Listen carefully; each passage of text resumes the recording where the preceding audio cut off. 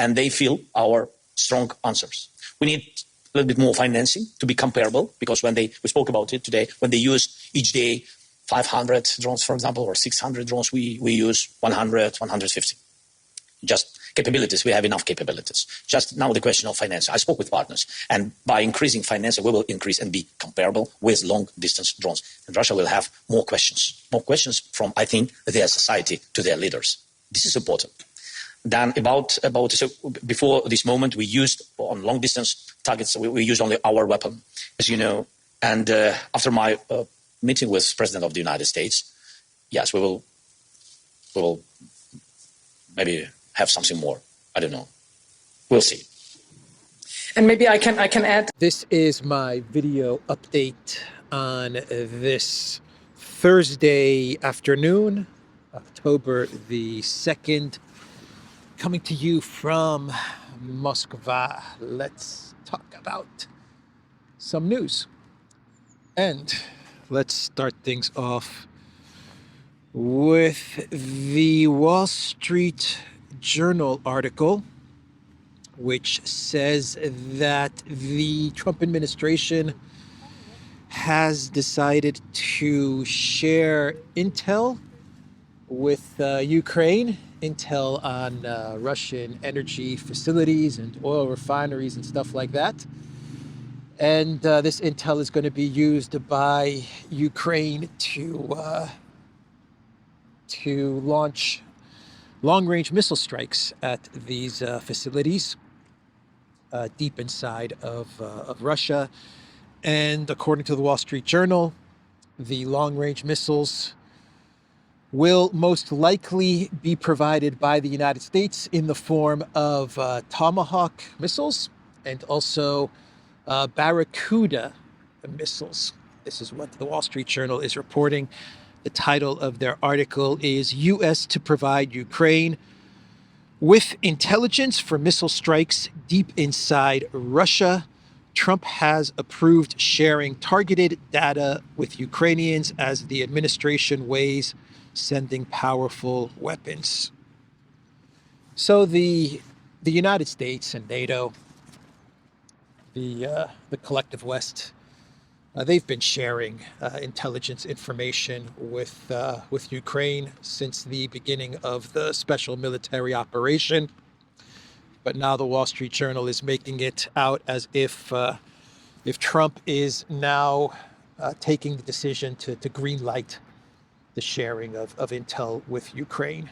What the story is really about is the Trump administration getting very close to sending the Tomahawks and this new missile, this Barracuda missile, to Ukraine, so that the Trump administration can damage Russia's energy infrastructure. The Trump administration, according to the Wall Street Journal, believes that if they launch these missiles into Russia and they hit enough oil refineries and other energy facilities, then they will significantly damage Russia's energy security, and this will lead to some sort of a Russian capitulation. The Wall Street Journal, let's see here, the Wall Street Journal is saying that Washington has long been sharing intelligence with Kiev, but the Wall Street Journal said it will now be easier for Ukraine to hit infrastructure like refineries, pipelines, and power plants with the aim of depriving the Kremlin of revenue and oil. This is the first time the United States will provide assistance with Ukrainian long-range strikes deep into Russian territory on energy targets, officials told the Wall Street Journal. Energy revenue remains the Kremlin's single most important source of cash to finance the war effort, making oil and gas exports a central target of Western sanctions. Now they will be a central target of the U.S. military, because it will be the U.S. military that will be firing these long-range missiles into Russia and going after Russia's energy infrastructure. This will not be Ukraine military that is going to be firing these missiles into Russia.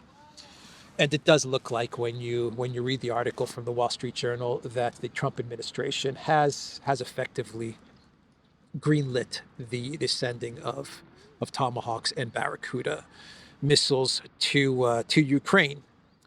Now, the Barracuda missile, we've talked about the Tomahawk missiles, but the Barracuda missile is a new missile manufactured by Anduril. Sounds like a headache medicine, Anduril. Anyway, they are the company behind the Barracuda missile.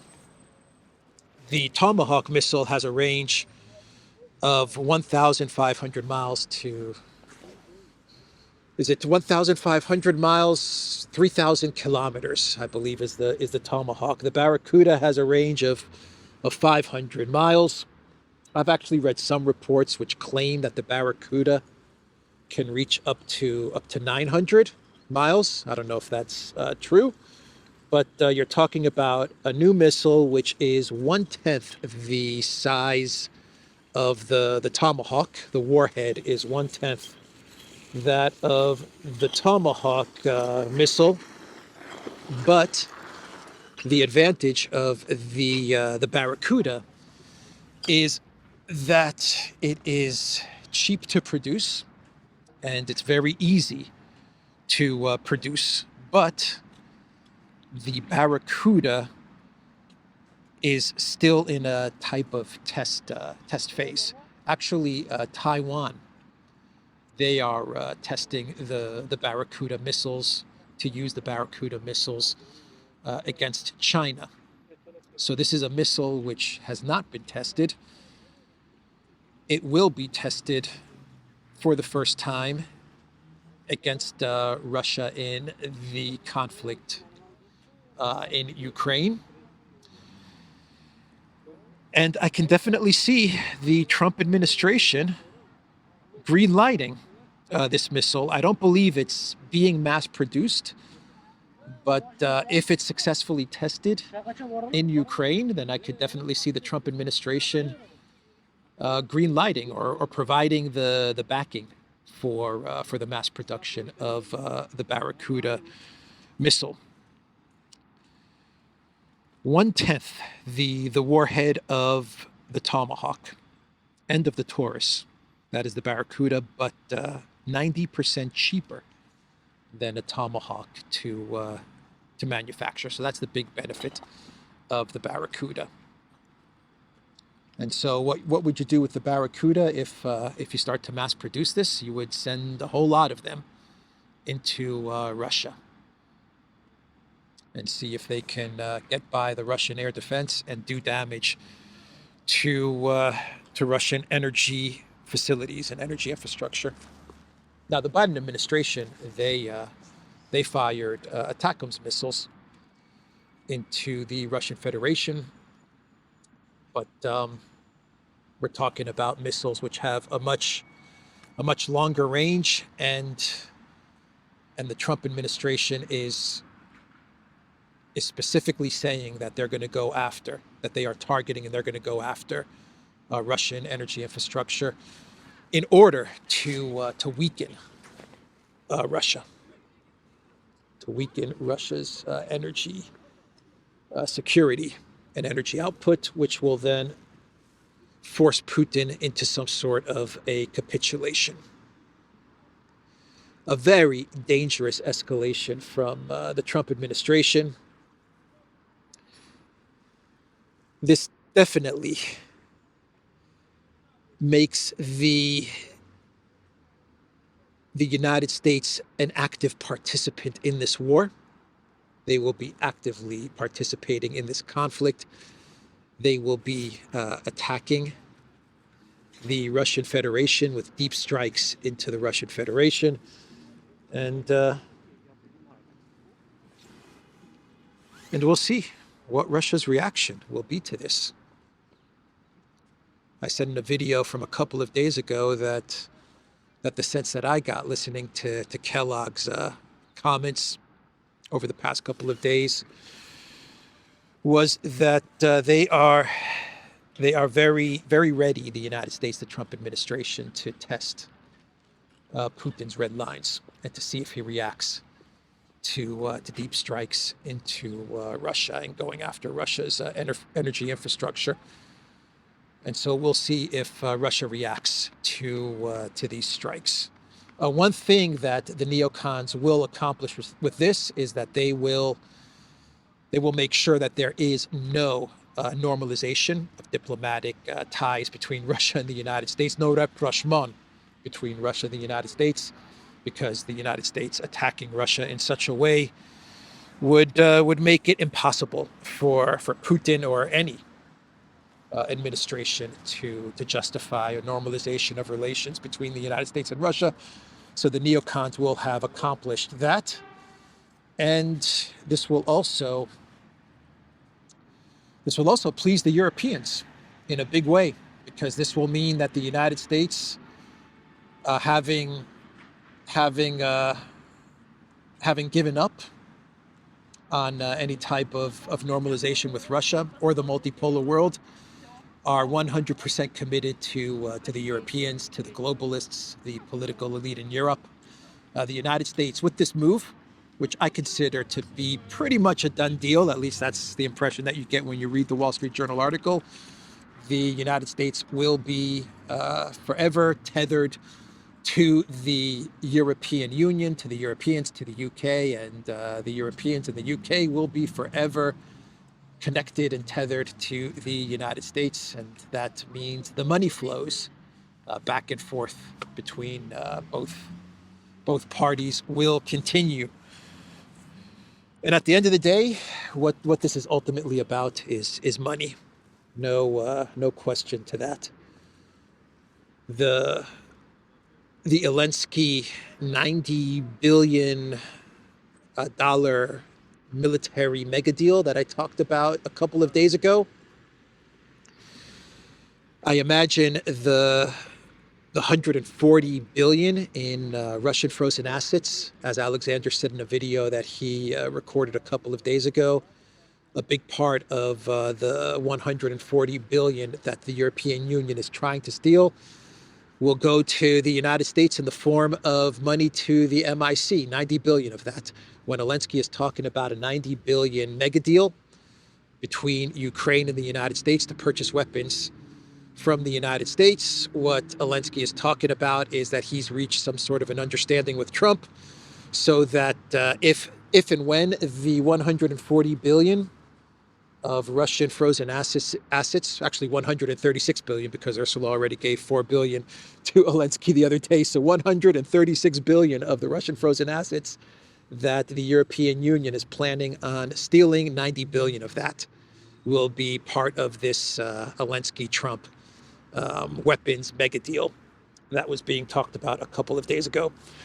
So the United States is going to be a very active participant in attacking Russia in a conflict with Russia, courtesy of the peace president, Donald J. Trump.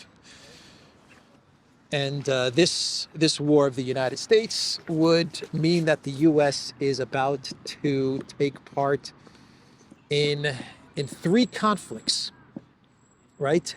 We're talking about, well, what's already happening in the Middle East, and in Gaza with Israel.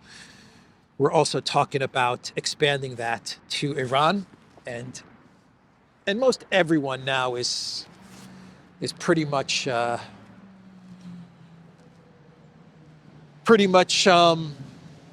confirmed that the United States is going to attack Iran. Israel and the United States are planning for a big attack against Iran. I think that's pretty much given by now.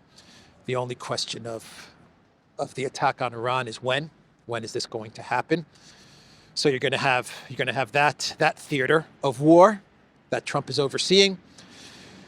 You have Russia, Ukraine now, where Trump is getting ever more bogged down in the Ukraine quagmire and in a conflict with Russia. And you have Venezuela, right?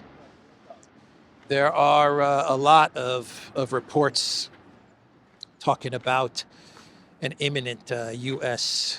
Attack or operation against Venezuela and Maduro, some sort of a decapitation strike, a regime change of Maduro.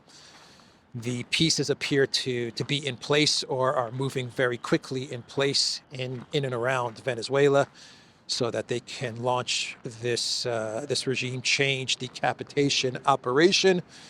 And I've even read reports which claim that there are forces inside of Venezuela, opposition forces inside of the country, that have been briefed by the Trump administration, and they're just waiting for the green light for the attack to happen, as well as the opposition candidate during the last elections, Mr. Gonzalez, who is in exile in Spain. So we're not talking about Juan Guaido. We're talking about the guy that ran against Maduro, Gonzalez. And he has been briefed, according to various reports, by the Trump administration about the imminent strike against Venezuela, so that he can then return to Caracas and claim himself as the legitimate leader of Venezuela, for which he will be recognized immediately by the collective West and by the Trump administration. And that's the operation that's about to go down any day now, any week now. This operation against Venezuela could commence. From Stellar Man, Trump is really going to attempt a three-front war with Russia, Venezuela, and Iran in this economy. And Americans are going to be aiming weapons that will kill Russians in Russia, and Ukraine will be pulling the trigger. I agree with everything that Stellar Man is saying in this post, except for the fact that he says that Ukraine will be pulling the trigger. That's not going to happen. It will be the United States that will be pulling the trigger on the weapons, the long-range missiles that will be fired into Russia.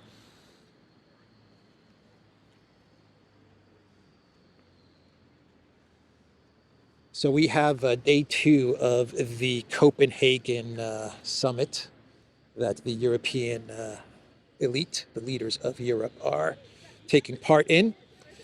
And according to Hungarian Prime Minister Viktor Orban, the talk in Copenhagen is that of war. Viktor Orban is saying that as he sits in on various meetings of European leaders, what they are talking about is a war between Europe, the collective West, and Russia. And this war could start up by 2026, but by 2027, Europe wants to engage in a war with Russia, according to Orban's statements. This is what he posted on X. Copenhagen, day 2. The situation is serious. Outright pro-war proposals are on the table. They want to hand over EU funds to Ukraine. They are trying to accelerate Ukraine's accession with all kinds of legal tricks. They want to finance arms deliveries. All these proposals clearly show that the Brusselians want to go to war. I will stand firmly by the Hungarian position, but this summit also proves that the coming months will be about the threat of war. We will need the support of our entire political community and of every Hungarian who longs for peace. They want to hand over the EU funds to Ukraine, Orban says. They are accelerating the accession of Ukraine into the EU using legal tricks. I talked about that yesterday. He says it's all about war, pro-war proposals. He uses the word proposals. They are putting proposals on the table for war with Russia, according to Viktor Orban. And in order to go to war with Russia, the Europeans are going to need the United States to back them up. There's no way that the Europeans will be able to go to war with Russia, not in 2026, not in 2027, not in 2030, without the backing up of the United States. So anyway, that is Viktor Orban's post on X. That is what the Copenhagen summit is all about. That is what what anything is about in Europe these days, these years. All the Europeans are concerned about, the only thing that they are concerned about is Project Ukraine and war with Russia. As their economies implode, as their economies crumble and collapse, all they can think about, all they can talk about, the only thing that they are working on is Project Ukraine and some sort of a war or escalation with Russia, and that includes the stealing of the Russian assets, for which the Kremlin has now responded to. Peskov, he put out a statement after listening to Ursula's statement from yesterday, where she says that the European Union has given 4 billion of money earned from the Russian frozen assets to the Zelensky regime. Peskov's response to Ursula was that all of this is going to boomerang right back at you, European Union. The minute you start stealing Russia's frozen assets will be the financial meltdown of the European Union. And Peskov, in his comments, he made it clear that Russia will pursue all legal avenues available to it to get that money back, and that Russia will get that money back. And Europe is going to have to, if they steal the 140 billion, they are going to have to pay Russia back. And that countries, investors that are parking their money in Europe, they will remove their money from Europe over time because of this outright theft. That is what Peskov called it, outright theft of Russia's assets. Kremlin warns of boomerang over West's latest asset tapping plan. The EU has proposed a reparations loan tied to frozen Russian funds, while US lawmakers have pushed to seize and send them to Ukraine monthly. So that's the situation. It's pretty gloomy, man. Pretty gloomy situation. Trump is escalating for war with Russia. The Europeans, they are putting proposals on the table for a war with Russia. Pretty gloomy outlook. So let's talk about what's happening in Poland before we get to some other news, because Poland is launching new training centers for Ukrainian troops. They're opening up a training center called Camp Jomsborg, which could host up to 1,200 soldiers, according to Polish officials. The purpose of this training center is to train Ukrainians on drones and to continue in the conflict with Russia, but to also train Polish military on drones. So they want to bring Ukrainians over to this camp in Poland, this new training center in Poland, train them to continue to fight the Russian military, while also getting their input and their expertise in drone warfare.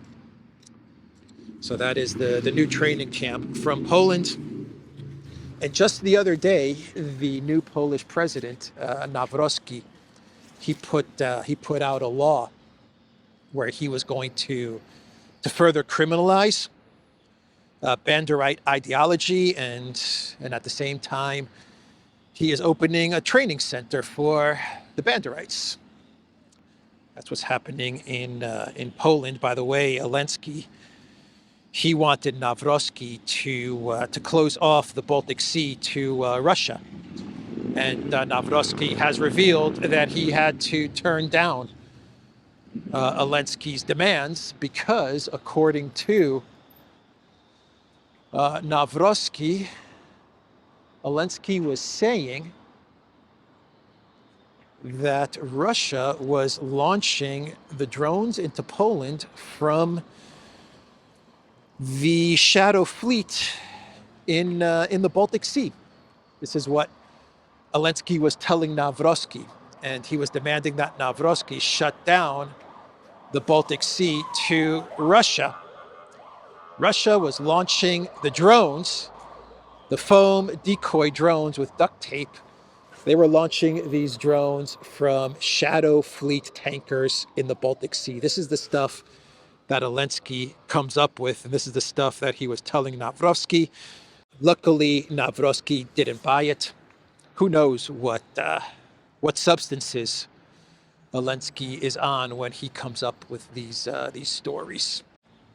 This is the guy that the collective West wants to go to World War III for. This is the guy, Zelensky.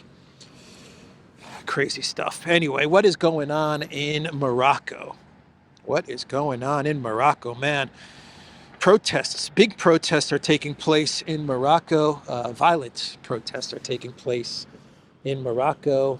Generation Z protests are happening in Morocco. Generation Z protests growing in many cities against government overspending on sports and stadiums, while health and education are neglected. Members of a youth-led movement called Gen Z 212 say they will continue their protests despite the arrests of dozens of people during demonstrations this past weekend. The protesters are demanding better school, jobs, health services, and an end to corruption. So when they talk about overspending on sports and stadiums, I believe Morocco is part of a contingent of countries that want to host the World Cup in 2030. So that's why you have the reports about spending on sports and stadiums while neglecting healthcare and education. The part that makes me want to learn more about these protests is that they're being labeled Generation Z protests. The movement is called Gen Z 212. So anyone watching from Morocco, let us know in the comments down below what is going on with these protests. What is going on with this group, Gen Z 212? Are the protests indeed as violent as the reports claim? And is the government ignoring spending on healthcare and education while overspending on stuff like the building of stadiums in order to win the World Cup 2030? So that is the reports, at least from what I know of what is going on in Morocco. A developing story, no doubt. Look at how beautiful the churches are.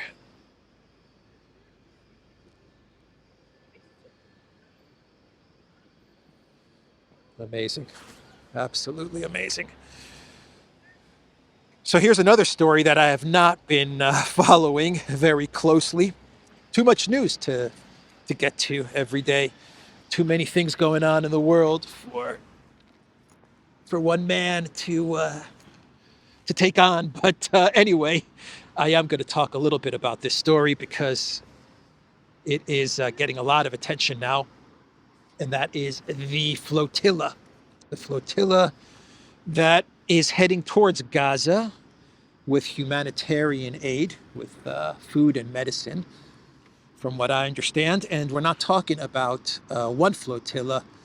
We are talking about 40 ships, flotillas, that are on their way to Gaza in order to break the Israeli blockade. And yesterday, the Israeli Navy, they intercepted, I want to say 12 or 13 of these flotillas, including the one where Greta Thunberg is on board. Israel intercepts Gaza-bound aid flotilla carrying Greta Thunberg and MEPs. The flotilla sets sail in August and has pro-Palestine activists from around the world on board. Now, the Israel Ministry of Foreign Affairs, they confirmed the reports. We have videos as well, but they came out with a post confirming the reports that the flotilla with Greta Thunberg has been intercepted, and they said that Greta and everyone on board is is safe, but they said that the flotilla was indeed intercepted. But you have another 27 flotillas, right, on the way to Gaza, carrying food and medicine, and they're looking to break the Israeli blockade, right? 40 flotillas minus 13. If we do some Annalena Baerbock math, that comes out to 27, right? It's a lot of flotillas this time around, and it does look like that they are going to break the blockade. At least I saw some maps which claimed that some of the flotillas right now are 8 kilometers away from the shores of Gaza. So it does look like some of these flotillas are going to make it to Gaza. Anyway, we will keep an eye on this news, and let's do one more story. Let's do one more story. How am I doing on time? Yeah, let's do one more, and then we'll get to a clown world. And we have to talk about the 20 billion bailout to Argentina and to Milei, because it does look like that even though you have a government shutdown in the United States, an exception has been made for the $20 billion bailout to Milei. So as the government is shut down and various payments cannot be made to various things in the United States, one thing that they are making sure does get paid out is the $20 billion bailout to Argentina and to Javier Milei. Now, this story has a very interesting twist, which has to do with China and soybeans. So let me read you a bunch of posts on X, which make this a very interesting news story, the $20 billion bailout to Argentina at a time when the US government is shut down. We just gave Javier Milei's government in Argentina a $20 billion bailout. Argentina has universal health care. And this is in reply to a post from the White House, which says the United States is done subsidizing the health care of the rest of the world, America first. So that's a post from the White House.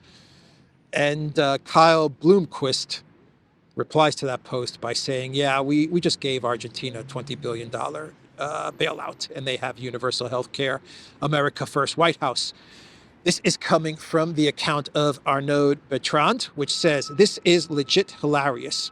According to the U.S. Secretary of Agriculture herself, Trump's bailout of Argentina means that U.S. taxpayers are now effectively subsidizing Argentinian soybean exports to China, the very market American farmers have been shut out of. All the funnier when you consider that one of the key objectives of the bailout is presumably to prevent Argentina, one of the U.S.'s only friendly governments left in South America, from moving closer to China, and instead is effectively funding the exact opposite outcome. This is according to this leaked text that Scott Bessent is reading from Agriculture Secretary Brooke Rawlings, which says, I'm getting more intel, but this is highly unfortunate. We bailed out Argentina yesterday, Bessent. In return, the Argentines removed their export tariffs on grains, reducing their price, and sold a bunch of soybeans to China at a time when we would normally be selling to China. Soy prices dropping further because of it. This gives China more leverage on us. And here you can see the Daily Mail article on your screen right now, which Arnaud Bertrand is referencing, which has the title, Scott Bessent spotted reading a text message sounding alarm on China. So you can see the screenshot of Bessent reading this message from Brooke Rawlings, where she is basically saying that the United States has bailed out Argentina to the tune of $20 billion. U.S. farmers have been shut out of selling their soybeans to China, and now China is buying the soybeans from Argentina because of the U.S. bailout to Argentina, which has given Argentina the ability, because of this bailout, they can now export their soybeans to China. Am I getting this right? What a freaking clown show. Follow along. Trump losing badly to China. Soybean exports to China, 2024, $12.6 billion. 2025, $0 since May. No future orders. Trump gives $20 billion bailout to Argentina. Then China buys at least 650,000 metric tons of Argentine soybeans. Yeah, I got that right. Zero soybean sales from the United States to China. 20 billion from the United States to bail out Argentina. China buys soybeans from Argentina because of the $20 billion bailout, which has afforded Argentina the ability to get those soybeans to China. What a freaking L for the Trump administration. America first. No, not at all. Not at all. And all of this was on Bessent's screen in a message from Brooke Rollins that the Daily Mail is reporting on. Amazing. And a lot of the bailout in Argentina is about shale oil. That's one of the big reasons that the United States is so eager, so pressed to bail out Milei. And this information was brought to my attention by one of our subscribers. I forgot the word for some reason. This was brought to my attention by one of our video subscribers in Argentina, who told me, "Hey, Alex, you're getting it all wrong. It's not really about MAGA. Bailing out Milei is not so much about MAGA as it is about shale oil. And there's a whole lot of shale oil in Argentina at a region called the Vaca Muerta. And Chevron's invested in the shale oil in Vaca Muerta, as is Shell. And there's a lot of shale oil in this area in Argentina. And the United States, they have to make sure that they can keep Argentina and Milei afloat and on side. So that is an update there. And let's do some clown worlds and we can wrap up today's video. And we'll start things off with a Vovan and Lexus prank call to Samantha Power. Now, I don't know if this is the second prank call that they've made to Samantha Power, or if this is the older prank call that was made to Samantha Power, and this is just getting republished, or maybe parts of the interview were not published, and now they're getting published. But I do remember that Vovan and Lexus, they prank called Samantha Power a couple of months ago, didn't they? And now you have more video, either a new prank call, or more video from the first prank call of Vovan and Lexus to Samantha Power. Anyway, they were pretending to be Poroshenko, which all of the collective West leaders, they always fall for the Poroshenko prank. Always, for some reason, they're very eager. Gotta talk to Poroshenko. They always take the call when it's coming from Poroshenko. Anyway, Samantha Power, from the videos that have surfaced from Vovan and Lexus, she admitted that the United States USAID was funding Moldova and played a big part in Sandu's election wins. And she admitted that $1.5 billion from USAID was given to Project Ukraine. We were giving $1.5 billion into the treasury of Ukraine just in cash, according to Samantha Power. And she also said that the one thing that Trump did right or has done right in his second term as president is that he has placed tariffs on India. Let's go this way. That's the one thing that he has done right. Placed tariffs on India. And Samantha Power claims that these tariffs on India will force Modi to stop purchasing oil from Russia. So I think this is a video from the first interview, from the interview with Samantha Power that took place a couple of months ago. And Vovan and Alexis have decided to now release a lot of this video. I don't believe this was a second prank call that Samantha Power fell for, but if this was indeed a second prank call and she fell for it, then man, 2 prank calls from Vovan and Alexis, that's pretty incredible. Anyway, that's one clown world.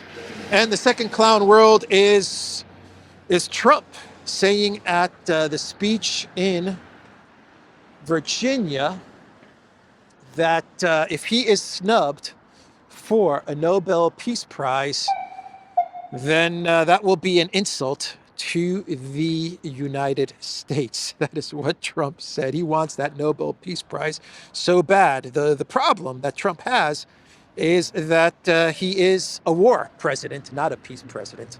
Trump is a war president. Then again, so was Obama, and Obama got a peace prize, so who knows, maybe that makes the case for Trump getting a Nobel Peace Prize, the fact that he is a war president. Anyway, Trump pointed to his latest Mideast peace plan, claiming it was the 8th conflict he has helped resolve in many months. We'll have 8 in 8 months. Will you get the Nobel Prize? Absolutely not, he said, before adding, they'll give it to some guy that didn't do a damn thing. Trump joked that the prize would likely end up going to a writer instead, insisting he wasn't seeking personal recognition. It'll be a big insult to our country, I will tell you that. I don't want it. I want the country to get it, he said. Trump doesn't want it. He wants the country to get it. You see, it's not about Trump getting the Nobel Peace Prize. It's about the United States getting the Nobel Peace Prize. Okay, I get it now. I get it. All right. So anyway, you see, it's a selfless act from Trump to push for the Nobel Peace Prize. He's doing it for America, not for himself. I like it. I like that Nobel Peace Prize. Anyway, that's the video, everybody. The Duran.locals.com. We're on X. We're on Rumble, and we are on Telegram. And go to the Duran shop. Pick up some merch, like what I'm wearing in this video update. There is a link in the description box down below.